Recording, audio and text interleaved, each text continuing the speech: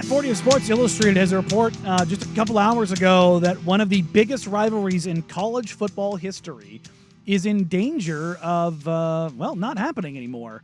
He's reporting that USC and Notre Dame, while they are scheduled to play this year, October 18th, my birthday, happy birthday me, please win this year, but a rivalry that they have played 95 times since 1924. There is no contract currently on the table that is agreed to by either USC or Notre Dame. USC is offering a one-year deal because they're playing in North Bend this year to come back to USC for 2026.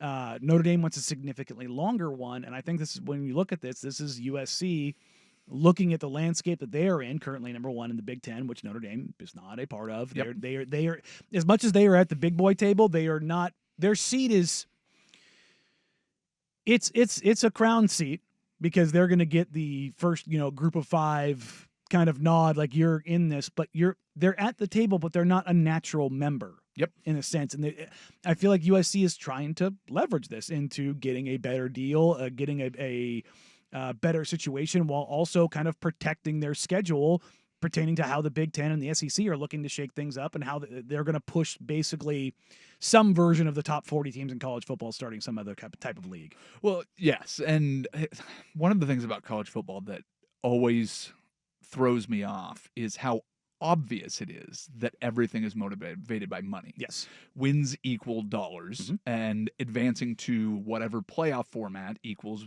big dollars. Which is why we're going to 16 teams. Oh, it can go to 30 teams, and it wouldn't surprise me. I don't think it will, because they want to keep it limited enough. If it doesn't grow, it's also about money. If it does grow, it's definitely about money. But the reason they wanted to keep it at 4 as long as they did was because it became exclusive. This is kind of one of those, I just talked about how the trades in the NBA are not zero sum. This is very much we want to win and we want you not to win. We want to make sure that the SEC and the Big Ten have power. And the reason that they were able to escalate the timeline for the 12-team playoff is because the Big Ten and the SEC had basically shoved everybody else out.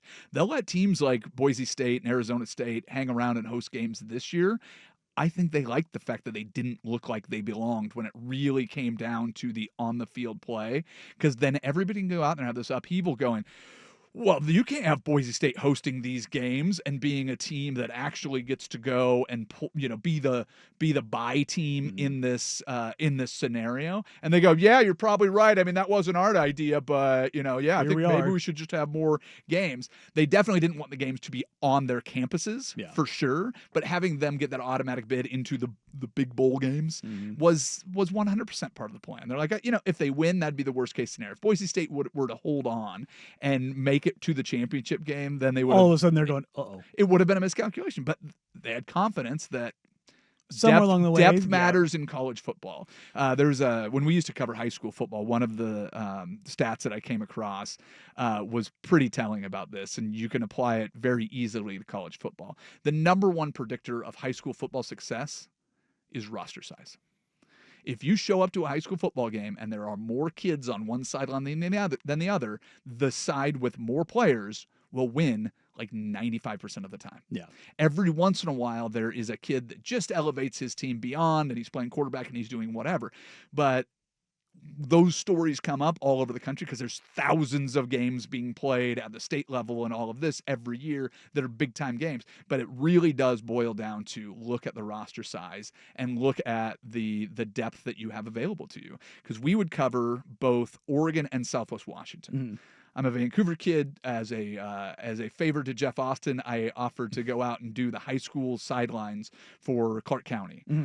It was so much fun to do. I ended up doing it for years. We got to broadcast the state championship game from the Tacoma Dome. They used to do all 6 games in 2 days. Absolute blast. The same way we used to kind of do it here at Civic Stadium. Well, we would do it. We go in 2 different directions, but we would use 910 for one, and we would use the fan for the other. So before COVID, we were covering all of these games. We had both a 4A champion from Clark County, and we had a 2A champion from Clark County. Hawkinson won back-to-back at 2A, and Union won at 4A. The biggest roster sizes were 3A, where we're watching G. Scott and JT and all of Emeka and Buka that are playing for these different teams or whatever. But the O'Day versus Eastside Catholic private yeah. school matchups. Not only were the roster sizes bigger, the individual peoples. Oh, I mean, yeah. I mean, the list of 300 back in the pounders day, they would literally roll 110 guys out sure, off the bus. exactly.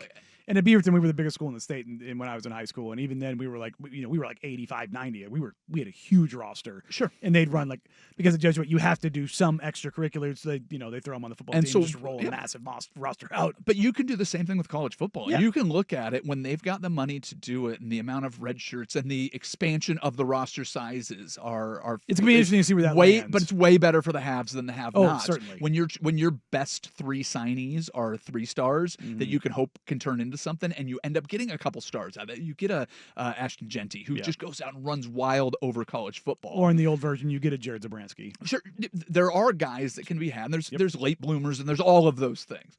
But if you I remember when Oregon was starting to sign 5 stars with Mario Cristobal and how big of a deal it was. They're like, 5-star Kayvon Thibodeau going to play for University of Oregon. At that same time, when Clemson was going to back championships and do the playoff every single year. In the same time period, they'd signed 8 5-stars. Yeah, you're like, oh, there's a difference. Yeah, well, and it's not getting that one guy that could live up to all his potential. Let's get 8 of them in case one of them lives up to their potential, and then we'll do that. And that's how you get Deshaun Watson and Sammy Watkins. Yeah, and Trevor Lawrence. Yeah, and again. You want to keep listing? I'll just that's how you know what it is. That's how you get to it, where you have a team sitting there in the fourth quarter, and you have a guy like Scadaboo who is just one of the most entertaining singular efforts I've ever seen in college football. And the guy is dying with cramps on the sideline, and they're trying to get him fluids and trying to get him back out there in every situation they possibly can. I'm waiting for him to go in at free safety and start kicking extra points. And you just go, it's great. And everybody on the Arizona State side is just sucking wind as hard as they can. And they're like, all right, they're going to put in some 5-star backups that haven't really played all year. And the halves, pick your team and pick the year, are sitting in that are looking fresh. Cincinnati, Alabama. Yeah. Dude, they just sat on little brother's head and tapped his forehead until he said uncle. Yeah. But when you have waves of guys that you can put in there, I mean, it's unfair, and those teams like it that way because their campuses look better. Their student enrollment outside of their athletic programs make them a ton of money, and all of these things that build into it. Let's just win football games, and everything else will take care of itself. And then, in turn, what does your administration do? Everything they can to make sure you win football games. Exactly. It's one cycle. As it pertains to USC Notre Dame here, obviously I'm very biased in this, and as much as I hate Notre Dame, and apparently I said North Bend earlier because I'm an idiot, South Bend. I didn't. Shout out the text line. When you talk for a living, sometimes you just say things wrong. Yes, the text line's like, well, it's cool. They're not near Coos Bay. They moved the entire Oregon coast to Indiana. Good job.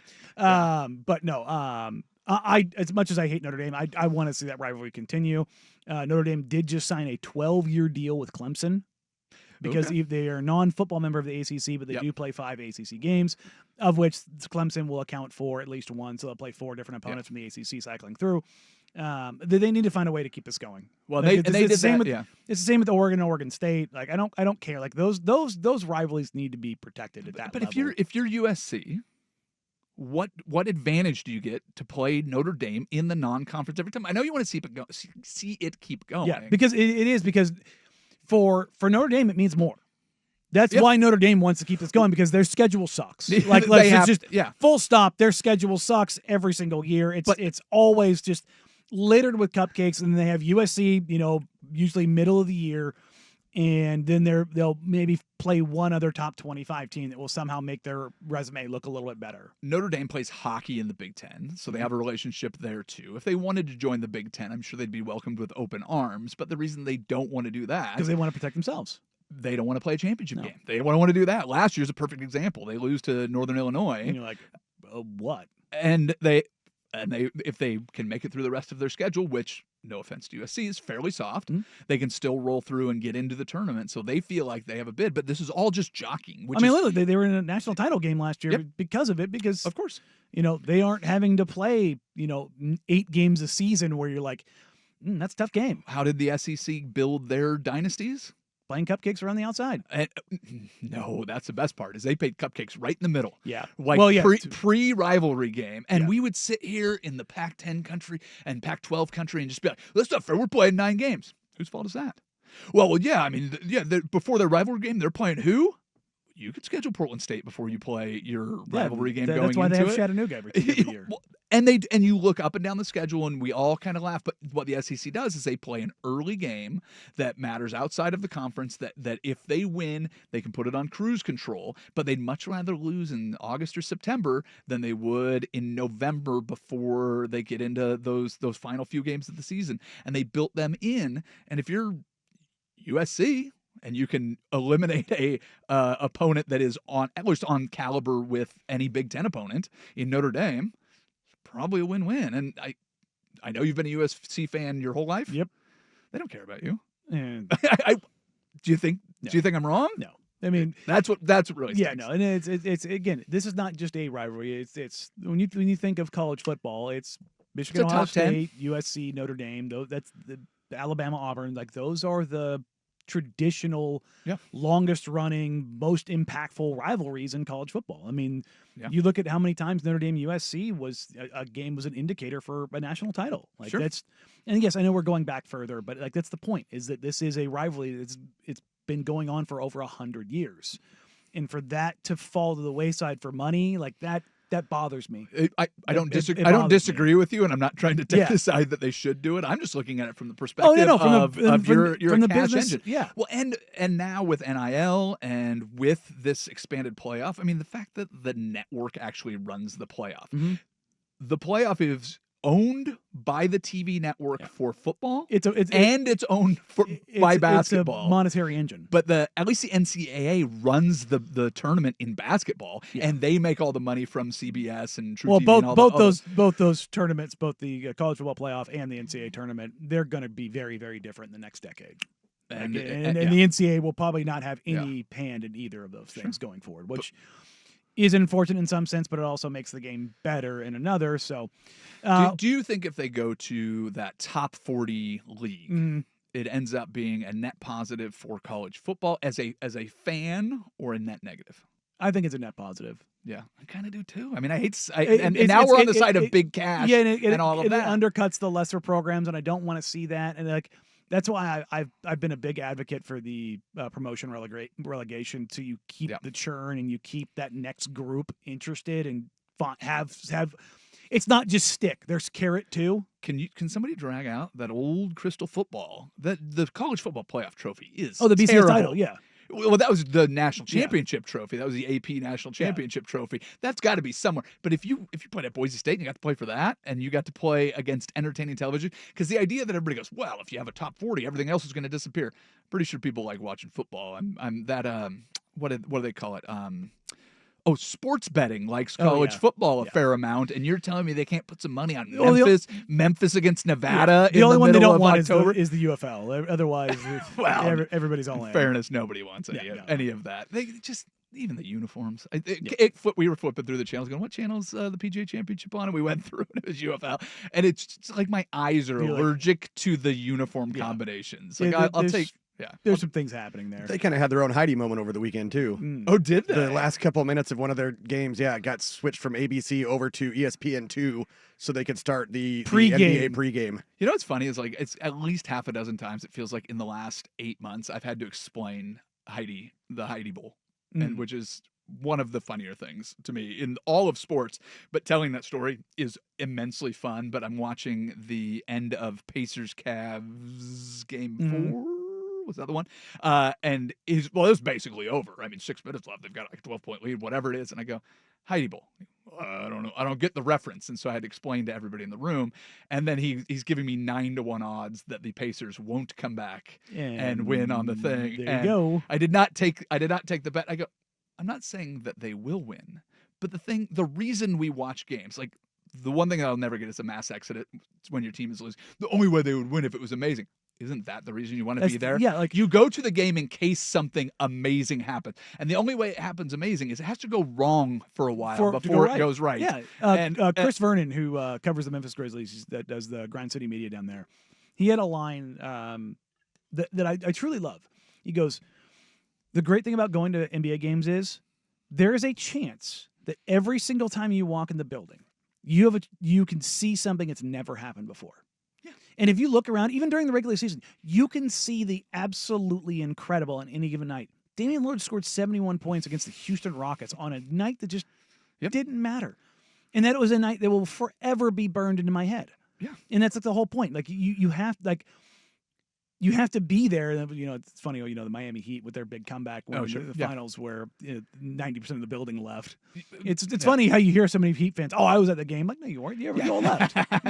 Yeah. You know what? I was watching the highlights. I see you walking out in the middle of the third. Mm-hmm. But yeah, that's always the funniest thing to me in fandom. You'd much rather beat traffic. And if you talk to enough people, you'll find somebody that was listening to it in the radio as they were pulling out of Autzen or the Moda Center or wherever when that thing happened, and it was so great. But that's sports. That's the fun of it, unless it's a UFL. There you go. Okay.